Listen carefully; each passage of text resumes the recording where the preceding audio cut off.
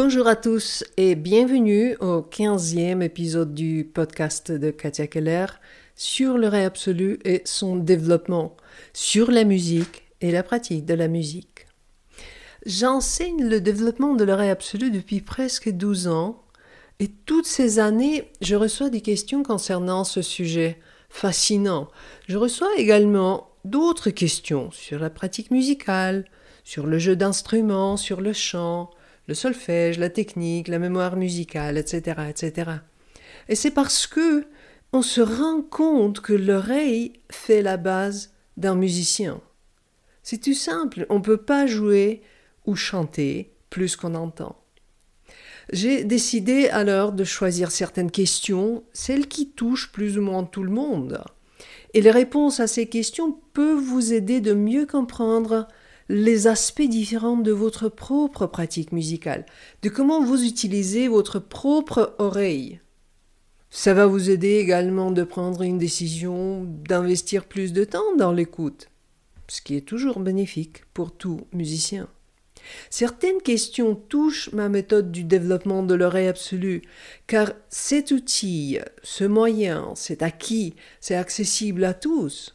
Et quand on commence à le travailler, toute pratique de l'instrument ou du chant s'allège.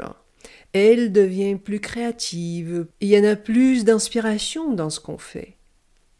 L'oreille absolue, autrement dit l'oreille connectée, vous permet de mieux jouer, chanter, composer et de plus facilement relever à l'oreille ce que vous entendez, de mémoriser la musique 10 fois plus qu'avant. L'oreille connectée vous permet de communiquer plus librement avec d'autres musiciens. Alors, sans plus à dire, voici les réponses à vos questions. La première question, Étienne qui nous demande « L'oreille absolue me permettra-t-elle de reconnaître les chants d'oiseaux, les cris d'animaux ?»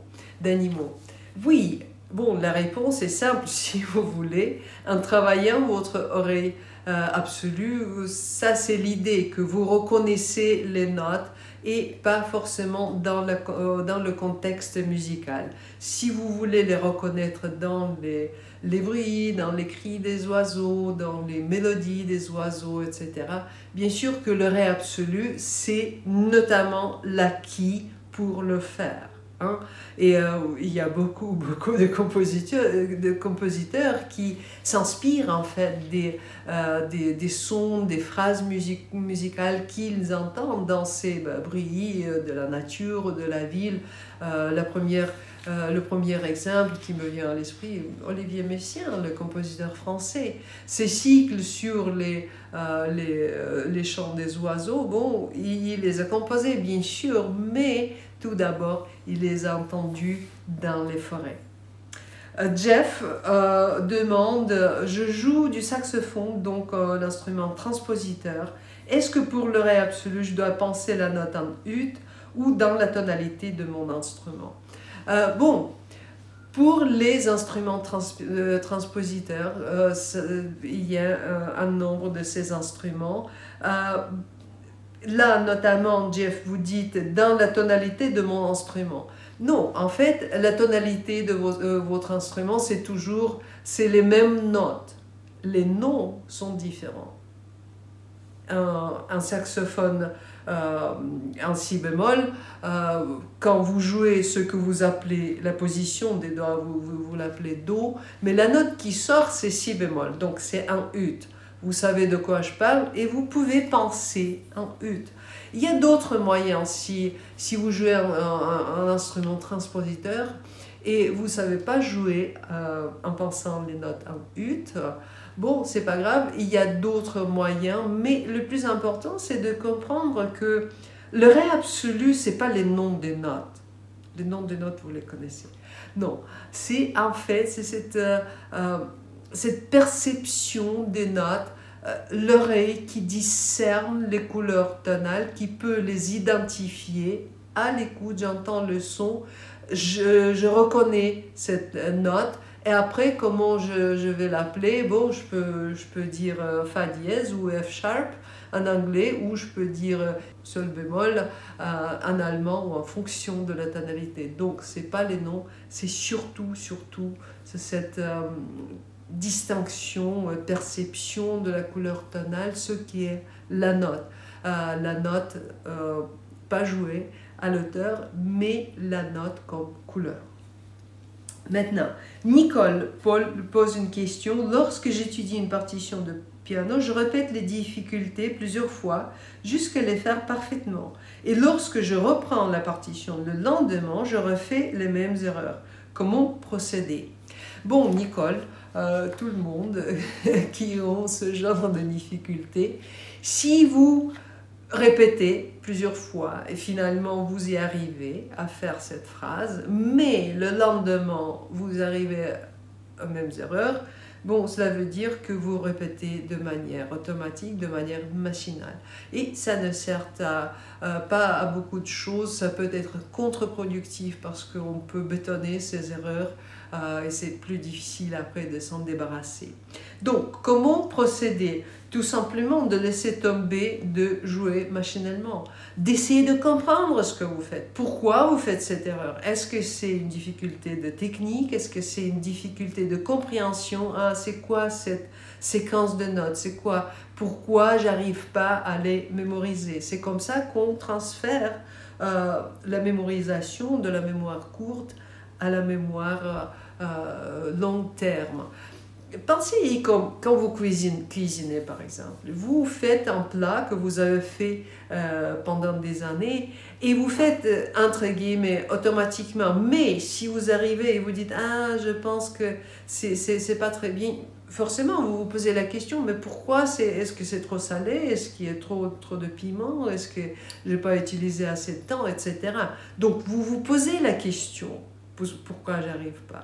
Exactement pareil avec vos passages, avec vos mesures de musique qui vous posent des problèmes pour la mémorisation ou la technique. On cherche des solutions, on le fait consciemment, dans la prise de conscience. C'est quoi qui ne marche pas? Georgette pose la question, je chante dans une chorale sans connaître le solfège, tout à l'oreille. Comment ne pas être influencé par ma voisine qui fait une erreur? Bon, quand vous chantez un groupe ou vous jouez un groupe, mais surtout pour le chant, là il faut comprendre qu'il y a trois sons. Il y a trois sons. Le son qui vient de l'extérieur, le son que vous avez en tête, dans votre oreille interne, et puis il y a le son chanté où il y a déjà l'extérieur, l'intérieur et les vibrations oseuses de votre corps, les perceptions corporelles, etc. Ces trois sons doivent être ajustés. Mais dans votre cas, Georgette, il y a un manque d'équilibre en fait. Si quelqu'un vous influence à côté, c'est bien, vous êtes connecté, vous écoutez ce que les autres font. Mais il faut savoir que vous, en tant que chanteuse, vous vous centrez sur vous-même, sur votre oreille interne, sur votre écoute interne. Vous savez le faire. Vous le faites à l'oreille tout le temps, même sans solfège. Hein? Ce n'est pas le solfège qui va vous aider, non. C'est en fait cette recentralisation en vous-même, gravité sur vous, un peu comme dans le yoga. Si on fait les exercices d'équilibre, par exemple, on reste sur une seule jambe, on doit s'appuyer sur son propre sens d'équilibre et pas en regardant quelqu'un, parce que si vous regardez quelqu'un qui bouge, vous allez bouger ensemble. Donc, recentrez-vous, restez ancré en votre propre corps, en votre propre oreille interne. Maintenant, Samuel pose la question, mais quelle méthode me conseillez-vous pour travailler efficacement mon oreille afin de réussir les épreuves de dictée musicale? Et là, Samuel explique qu'il doit passer les examens. Bon, pour le faire rapidement, moi j'ai deux méthodes, l'oreille absolue et le solfège absolu, les deux. Les dictées musicales, c'est une épreuve et c'est un exercice qui n'est pas donné à faire, ça demande de la pratique et ça demande de l'oreille. Donc de faire ces deux choses ensemble, ça va vous donner vraiment un feu vert pour les dicter. Et l'avantage, c'est aussi que ça ne prend pas si longtemps parce que c'est tout aiguisé, notamment pour pas seulement la reconnaissance des notes isolées autour de vous, mais aussi pour l'enchaînement des notes dans une mélodie, dans un accord, de comprendre l'accord parce que vous entendez comme l'absolutiste, vous savez ce que vous entendez. La prochaine question, ça vient de Dario, qui écrit « Je veux chanter la gamme de Do majeur sans l'aide d'un instrument. Comment être sûr de commencer par la bonne note ?» Bon, Dario, c'est le rappel sur lequel vous voulez concentrer quand vous travaillez l'oreille absolue. Bon, déjà, sans oreille, sans utilisation de l'oreille absolue, ça sera très difficile de chanter une gamme ou une musique à partir d'une bonne tonalité. Parfois on y arrive, parfois on n'y arrive pas. Le plus on entend, le moins il y a de possibilités d'y arriver. Donc, il faut travailler l'oreille absolue, l'ancrage. Il faut sentir cette note, il faut pouvoir entendre cette note en tête. Et un apprentissage, un développement de l'oreille absolue, cela s'appelle le rappel. Il y a la reconnaissance, j'entends, je sais ce que c'est, et il y a le rappel, j'entends en tête la note et je sais ce que c'est. Ou je l'entends et finalement je le chante par exemple à partir de cette perception, à partir de la bonne tonalité.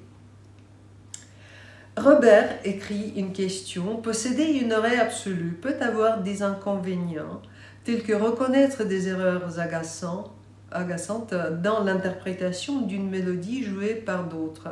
Quel est l'un de ces inconvénients que l'on a réussi à transformer en avantage? Bon, Robert, si vous êtes absolutiste et vous n'arrivez pas à ne pas vous influencer par les autres qui font des notes fausses ou des notes erronées, bon, c'est pareil. Il faut se recentrer sur votre oreille. Hein? C'est vous qui êtes en charge, c'est vous qui êtes là pour faire des bonnes notes. Ce que vous décrivez là, d'être agacé par les notes qui ne sont pas accordées, qui ne sont pas dans le bon accord, etc., ce n'est pas un problème de l'oreille absolue, ce n'est pas un problème d'une écoute consciente. Écoute consciente, j'entends, je sais ce que c'est.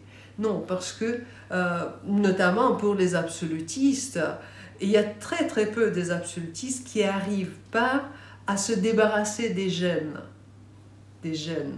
Ce n'est pas le gène de l'oreille absolue, le gène de comprendre ce qu'on fait. L'absolutiste dit naturel, quelqu'un qui a découvert son oreille absolue, sans savoir comment il fait, c'est juste comme ça. Bon, ils peuvent avoir des difficultés en apprentissage musical, etc. Mais ils arrivent à comprendre. 99% des absolutistes arrivent à comprendre pourquoi ils sont gênés par une chose ou l'autre. Et ce n'est pas l'oreille, c'est le contrôle de sa pensée musicale. Je vous donne un exemple, une dame absolutiste, propriétaire de facteurs de lutte à rue de Rome, à Paris.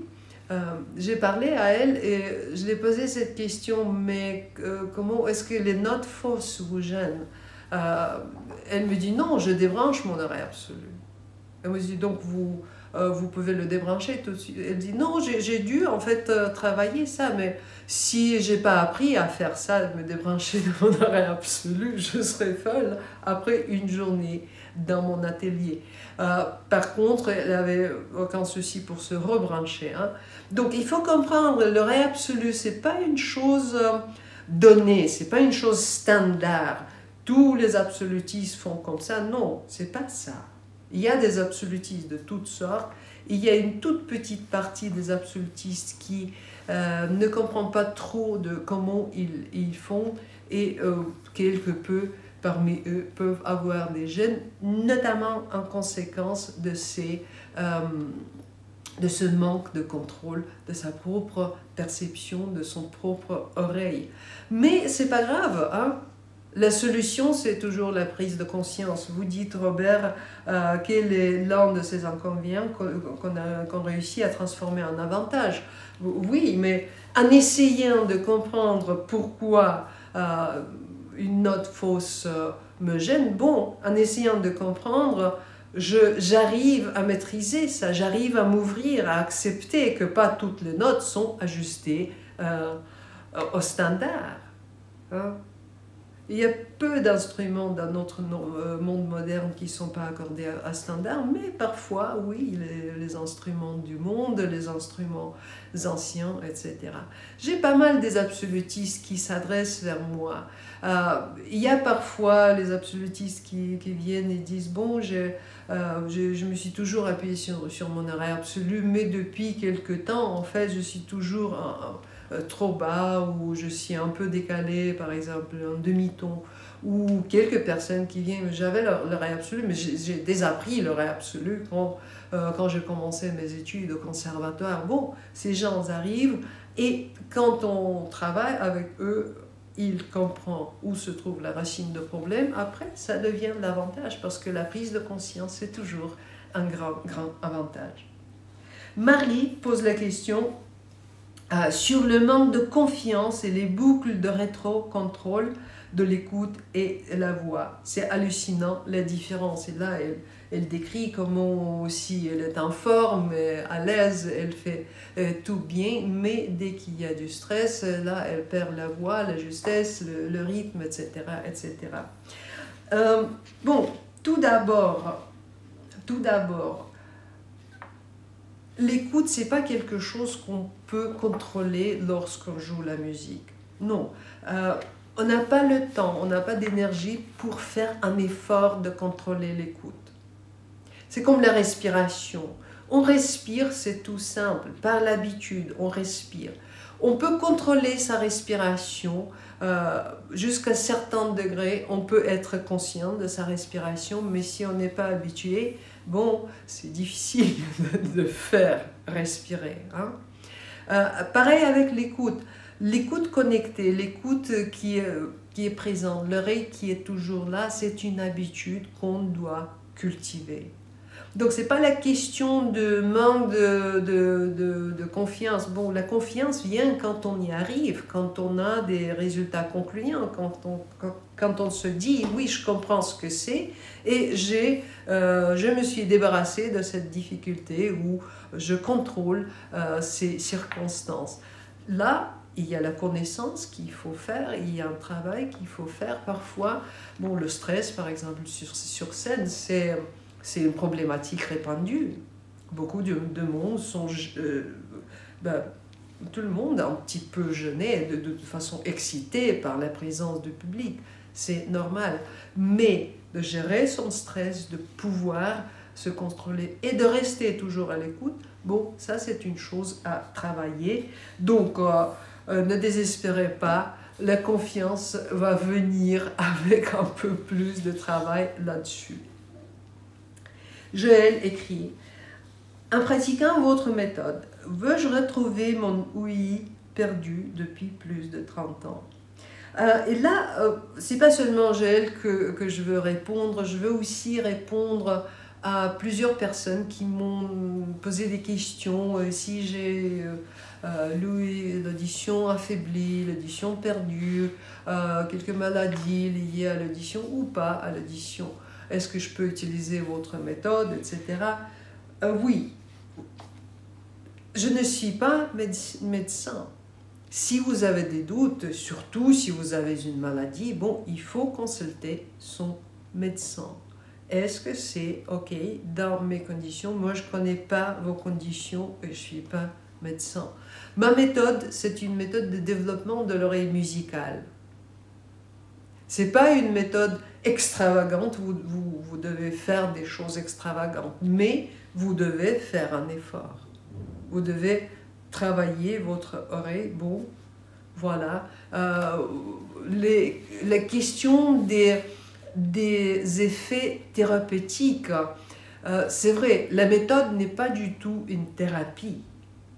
Mais c'est vrai que par expérience, il y a beaucoup de gens avec quelques difficultés ou soucis avec son audition. Ils m'ont rapporté qu'ils ont témoigné, qu'ils ont expérimenté les améliorations, les effets thérapeutiques en travaillant cette prise de conscience. Parce que nous travaillons, nous entraînons l'oreille. Et l'organe physique, il va après. Il suit. Voilà. Mais encore une fois, je ne suis pas médecin, donc je ne peux pas vous répondre de cette manière. Il faut s'adresser à votre médecin traitant. Catherine. À partir d'une oreille relative, comment peut-on progresser vers l'oreille absolue? La pratique, les exercices, qu'en pense-t-il ou éduque-t-il? Là, Catherine, tout d'abord, c'est pas par hasard qu'on fait la distinction entre l'oreille relative, le solfège comme on le connaît dans les conservatoires pour la plupart, et l'oreille absolue. Si on pouvait juste faire des exercices de l'oreille relative et développer l'oreille absolue, on le ferait. Hein? Mais ça se passe pas de cette manière-là. L'oreille absolue, c'est un changement de la perception. L'oreille relative, elle sait dire cette note, elle est plus aiguë, l'autre, elle est plus grave. Il y a toujours la comparaison de deux notes. L'oreille absolue, c'est tout ce qui est reconnaissance sans comparaison.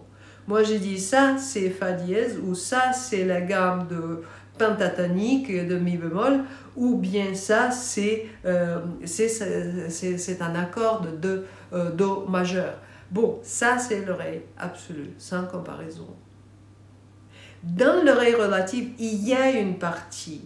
Dans le solfège, il y a toujours une partie de cette reconnaissance immédiate, sans comparaison. C'est ça qui nous permet de la rapidité nécessaire pour déchiffrer, pour relever la musique à l'oreille, etc. Mais l'oreille absolue, cette partie, elle doit se travailler. Si elle n'est pas travaillée suffisamment, il faut faire ce travail. Mais bon, on peut le faire, on le fait. L'oreille relative, elle va s'améliorer en parallèle. Ça, c'est prouvé par l'expérience. Isabelle, je suis en première année de solfège. Quelle méthode est la mieux pour moi, tout en sachant que j'ai du mal à reconnaître la note, la chanter et arriver à suivre les autres? Bon, là, j'ai deux méthodes fondamentales sur ce sujet. C'est bien sûr l'oreille absolue en soi, c'est la méthode de développement de cette perception, de cette écoute changée, de cette écoute à laquelle vous n'êtes pas habitué, mais vous pouvez vous habituer d'utiliser votre oreille absolue. Il y a une autre méthode qui est déguisée notamment pour développer le solfège, pour notamment s'habituer d'enchaîner les notes dans les mélodies, dans les harmonies, etc. Donc les deux méthodes, vous pouvez les travailler soit une, soit l'autre, soit les deux ensemble. La meilleure chose, les deux ensemble en parallèle. Et l'avantage, c'est que ça va rapidement. Ça va rapidement en 3 mois et vous êtes avec votre solfège absolu, avec vos 12 notes dans la poche. Bon, après, on développe, on devient de plus en plus doué dans ces disciplines. Et là, vous écrivez, j'ai du mal à reconnaître la note, la chanter, arriver à suivre les autres. Bon, tous ces aspects de l'écoute se travaillent dans ces deux méthodes, donc sur l'oreille et sur le solfège. Maintenant, la prochaine question, c'est Marie-Luce qui écrit question concerne le doigté.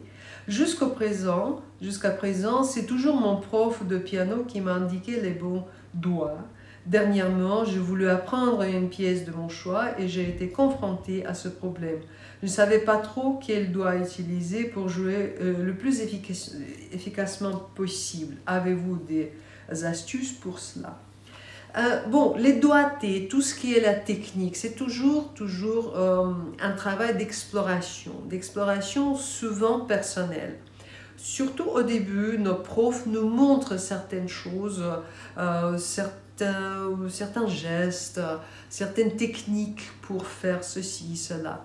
Mais après, en fonction du texte musical, on doit résoudre toutes ces petites énigmes, toutes ces questions. Souvent, on a dans les partitions, on a des suggestions, par exemple au piano, de toute façon, il y a des suggestions d'éditeurs. De quel doigté on peut utiliser. Parfois, c'est les compositeurs eux-mêmes qui le font, mais souvent, non. Souvent, même ces suggestions ne sont pas forcément, c'est pas une Bible, hein.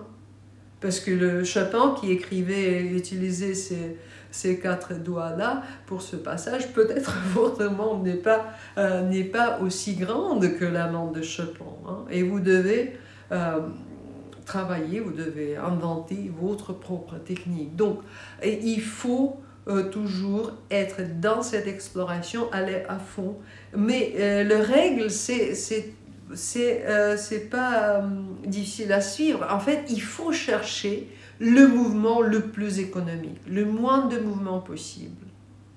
Un passage de 6 notes, qu'est-ce que je vais faire? Je vais faire 5 notes, plus 1, ou 3, ou 4 et 2. Comment est-ce que je déplace ma main par rapport à des mouvements de doigts? Pareil pour l'archet, pour les autres instruments, pour toute la technique, c'est toujours ça.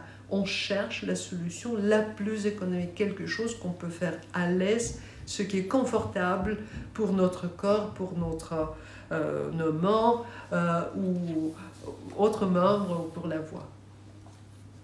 Martine, qui écrit « Est-il possible de développer l'oreille absolue et la lecture à vue d'une partition sans aucune connaissance musicale théorique? En revanche, avec un bon sens du rythme, une voix juste, une bonne oreille. » Bon, Martine, je pense que vous parlez de la partition pour les chanteurs, hein, parce que là, déjà, c'est 2 acquis qui ne sont pas la même chose, hein. L'oreille absolue, l'oreille développée, c'est une chose, c'est un acquis pour laquelle on n'a pas besoin de rien du tout de connaissances théoriques de la musique, hein. Deuxième chose, la lecture de la partition, on a besoin d'un minimum, au moins on a besoin de comprendre ce que c'est l'armure, ce que c'est la portée, ce que c'est la note, comment ça se place, ce que c'est le rythme, etc. Mais encore, pour développer la lecture de partition et surtout lecture à vue, donc lecture d'une partition que vous ne connaissez pas, bon, il faut faire son mieux pour développer cet acquis. Ce n'est pas forcément la théorie qui va vous aider là-dessus. Et pour l'oreille absolue, la théorie n'aide pas. On ne peut pas expliquer ce que c'est. C'est un acquis. C'est quelque chose qu'on fait. Donc, ma réponse à votre question, c'est que il est possible, bon, si vous êtes débutant, si vous êtes novice même, vous pouvez travailler votre oreille. En fait, c'est suggéré, parce que tout apprentissage après, ça sera plus facile, c'est tout simple. Il y a des gens, des amateurs qui viennent, il y a des pros qui viennent, parce que l'oreille qui se développe, il n'y a pas de limite pour développer son oreille. Encore, je vous rappelle, l'oreille absolue, ce n'est pas une chose fixée, standard, quelque chose qui est une fois que j'ai l'oreille absolue, voilà, je suis tranquille. Non, ça ne marche pas comme ça. C'est votre oreille qui fonctionne d'une certaine manière avec la musique que vous travaillez. Donc, il est possible, vous pouvez travailler et vous devez travailler votre oreille, surtout si vous êtes novice, si vous n'êtes pas beaucoup dans la théorie. Daniel écrit « Sur un instrument, on dispose des mêmes notes sur plusieurs octaves. Quel mécanisme permet d'associer par exemple différents do à une couleur, une sensation, ou bien il existe un moyen de les associer simplement sans pour autant faire de multiples associations. Bon, Daniel, il y a notamment toute une méthode de développement de l'oreille absolue qui vous explique comment faire, comment trouver ces associations, les associations qui existent en vous, parce que chacun, nous connaissons tous intuitivement, nous connaissons tous nos notes, les couleurs tonales. Mais c'est pas conscience qu'on fait. C'est quelque part en profondeur. Mais on doit chercher parce que, et ça c'est la loi de la cognition, ça c'est la loi de la psychologie, on ne peut pas juste assigner une association arbitraire en disant bon, ce do ici, cette note do, elle est bleue. Qui sait, peut-être pour vous elle est brune, ou même pas de couleur, mais elle sent du pain. Hein? Ça c'est nécessaire. Donc il y a toute la méthode que j'enseigne pour développer ces associations. Mais une autre partie pour les réponses de votre question, Daniel, quel mécanisme permet d'associer ces différents do? Notamment, et ça c'est aussi la base de l'oreille absolue. L'oreille absolue, c'est une perception des notes, pas des notes jouées, dans une certaine octave. Non, on doit changer cette perception et pouvoir entendre que c'est une couleur tonale. Entendre que ce do est joué au milieu, ce do est joué dans les aigus, on peut tous, tout le monde peut le faire. Mais d'entendre que ces deux notes, le do au milieu, le do dans les aigus, que ça fait partie de cette couleur tonale qui s'appelle do, ça c'est un changement très important qu'on travaille dans la méthode. C'est un changement qu'on doit faire en pratique. C'est pas quelque chose à laquelle on peut se réfléchir. Jean-Luc, comment l'oreille absolue permet-elle de décomposer à l'écoute un accord de plusieurs notes ou différentes lignes harmoniques jouées ensemble? Comment cela se passe-t-il au niveau du cerveau et peut-on y parvenir avec votre méthode? Bon, tout d'abord, Jean-Luc, je veux vous corriger un petit peu. On ne dit pas de décomposer à l'écoute un accord. Non, on dit discerner les notes, comprendre les notes, comprendre l'accord, reconnaître la structure. Hein. On ne décompose pas parce qu'on entend l'accord, toujours en composition. Mais c'est vrai que dans la classe de solfège, la classe habituelle, là, on apprend des structures, on dit ça, ça. Tout ça, c'est les mêmes accords parce que c'est les accords c'est les triades de majeur. Mais l'oreille absolue de plus donne cet avantage qu'elle entend en fait ces trois notes, et il y a notamment des techniques. Dans ma méthode aussi, il y a des techniques pour développer ce discernement très clair, d'entendre à la fois l'harmonie, mais aussi les notes de cette harmonie, et aussi les notes qui ne sont pas jouées, les harmoniques, qui sont aussi d'autres notes toujours présentes. Maintenant, la question de la part de Jean qui dit « Je suis musicien amateur, piano, chant choral. Est-il trop tard à 84 ans pour réussir à atteindre l'oreille absolue ?» Et là, j'en écrivais il fallait le faire avant, je pense. Et bon, il n'est pas trop tard. C'est peu importe quel âge vous avez. Hein. Déjà, si vous êtes un peu avancé à l'âge, pensez-y. La jeunesse a un seul avantage, c'est qu'elle a plus des années, peut-être quelqu'un à 20 ans, il a plus des années devant lui qu'une personne à 80 ans. Mais, cette personne, quand on avance dans l'âge, en fait, on ramasse des choses que la jeunesse n'a pas. C'est des grands avantages. la persévérance, la patience, la connaissance de soi, de ses manières de faire, la connaissance de ses limites aussi. Hein.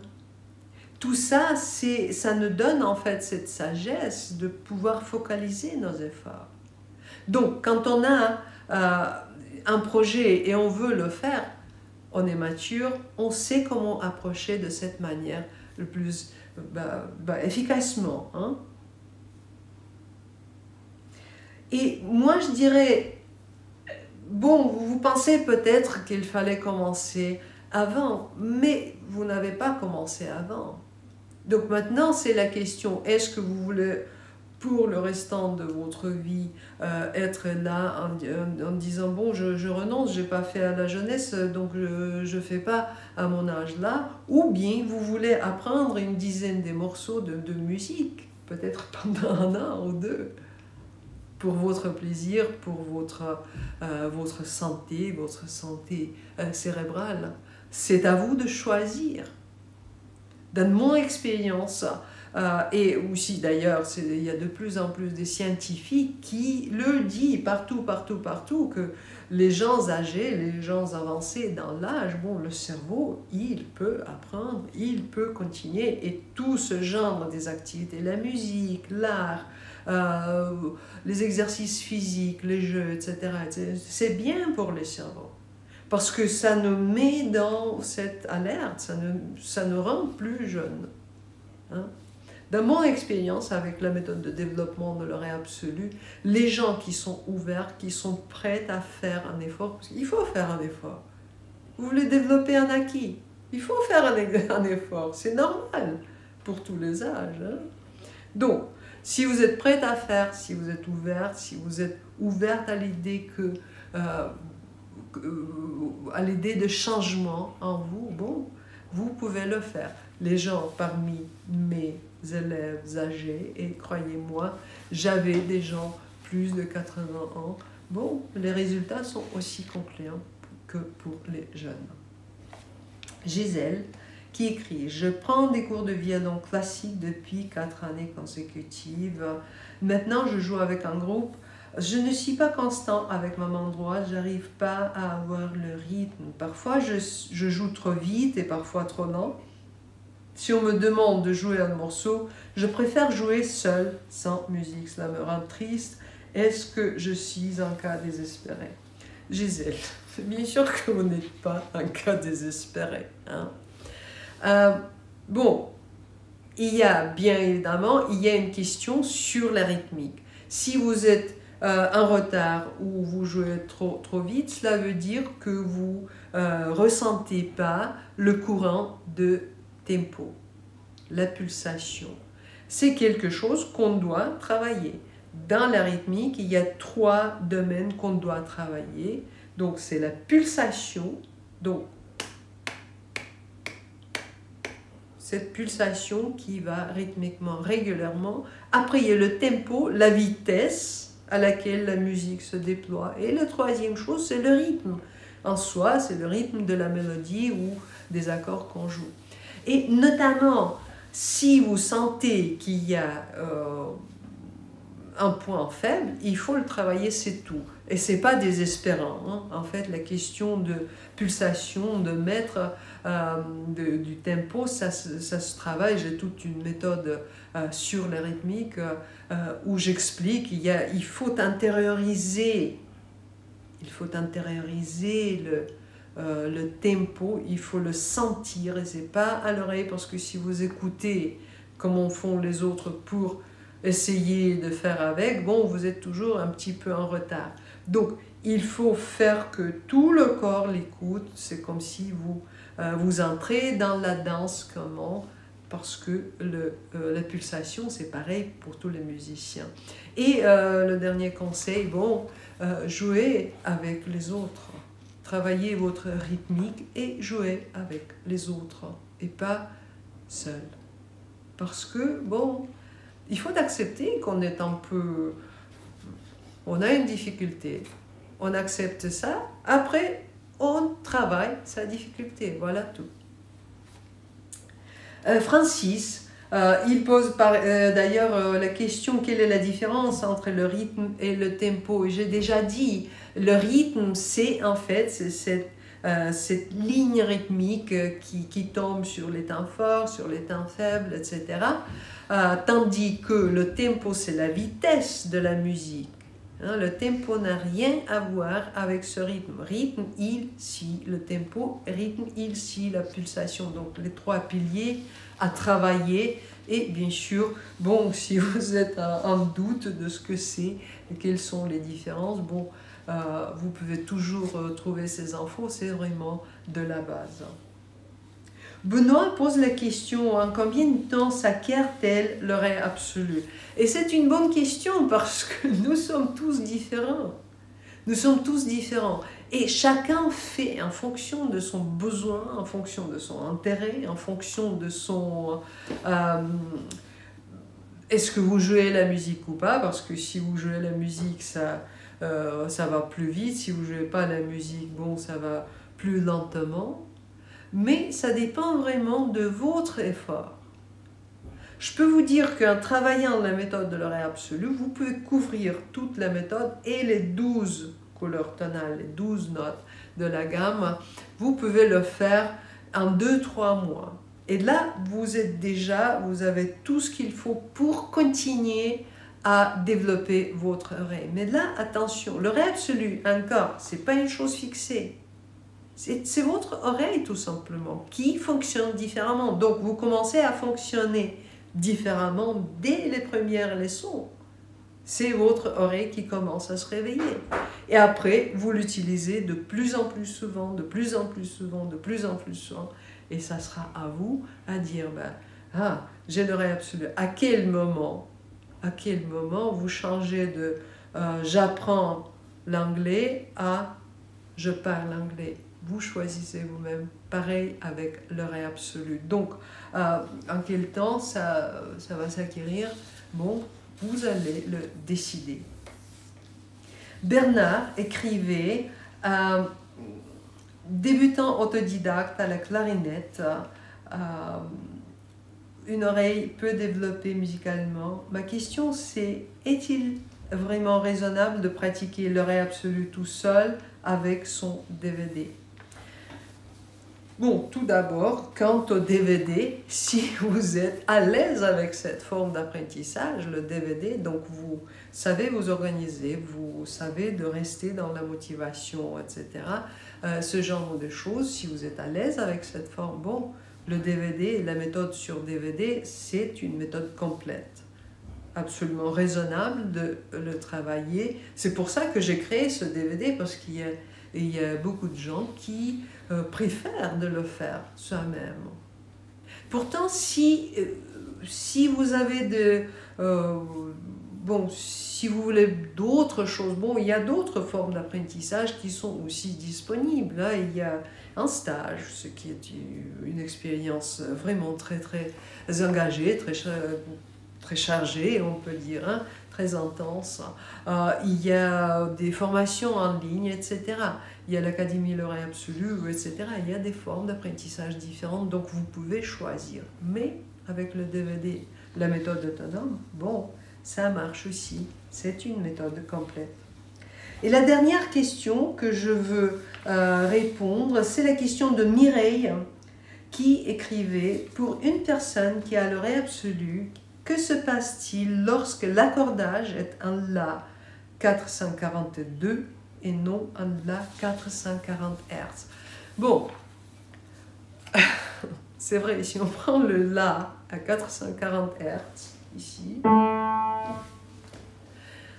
et on met à côté, par exemple, une guitare ou un autre instrument accordé à 442, on va entendre qu'il y a, c'est pas complètement bien ajusté. Pourtant, le La à 442, ça devient pas un si bémol ou une autre note. Non, moi, comme absolutiste, je dirais, bon, c'est un La un petit peu plus pointu. C'est comme ça que j'entends, c'est comme ça que vous voyez les couleurs. Vous pouvez avoir de rouge, par exemple, et vous pouvez dire, oui, ces deux rouges, celle ici, elle est un petit peu plus vivante tandis que l'autre, un peu plus cool. Hein? La comparaison, la même chose avec les La avec cette différence de diapason, la différence de standard. Et en ce qui concerne cet accord standard de 440 Hz, c'est le standard qui existe depuis presque 100 ans, hein, 1929, quand c'était standardisé, hein, à Paris d'ailleurs. Quand on a agréé tout simplement, on se dit, bon, on va tous mettre les diapasons pour que tout le monde s'accorde à ceux-là que j'ai à mon piano. Voilà tout. À nos jours, il y a de moins en moins des instruments anciens qui, on n'arrive pas à les accorder à ce standard parce qu'ils sont peut-être fragiles ou quelque chose. Mais le Ré absolu, ce n'est pas une Ré qui est esclave de soi-même. Non, le Ré absolu, c'est travailler avec ces choses. Donc, 440, 442, c'est toujours là. Un brin de différence dans la nuance. Voilà les questions que j'ai choisies, les questions que je trouve très pertinentes, très intéressantes. Encore, je vous dis, bon, je n'ai pas répondu à toutes les questions, mais j'ai essayé de répondre à tous les domaines et à toutes les questions que vous m'avez posées dans ces domaines. Bon, je dis bonne écoute tout le monde. Travaillez votre oreille, utilisez votre oreille. Je vous ai donné quelques conseils concrets, je vous ai expliqué quelque chose plus dans une échelle plus abstraite, mais c'est toujours ça. L'oreille, c'est la base de la musique. La musique existe, la matière de la musique, c'est le son. Donc, l'oreille, le plus vous développez votre oreille, le plus vous êtes à l'aise avec votre propre musique et avec l'écoute de la musique et du monde en général. Le Ré absolu, c'est possible, vous pouvez le faire. S'il y a d'autres questions, n'hésitez pas de les écrire, on communique. Moi, je dis, bon, bonne musique, bonne écoute et bonne inspiration. Et voilà, c'était Katia Keller avec vous. C'est la fin du 15e épisode. Si vous aimez ce podcast, n'oubliez pas de vous abonner pour recevoir les prochains. Parlez-en à vos amis. Si vous voulez d'autres choses, de vidéos, des infos, rendez-vous sur mon site www.katiakeller.com. Inscrivez-vous à notre newsletter. Venez nous joindre au stage, au programme en ligne. Commencez à travailler avec un DVD si vous préférez de travailler de manière autonome. Je vous dis alors à bientôt et jusqu'une autre fois, que le monde des sons vous ouvre ses trésors. Bonne inspiration, à la prochaine.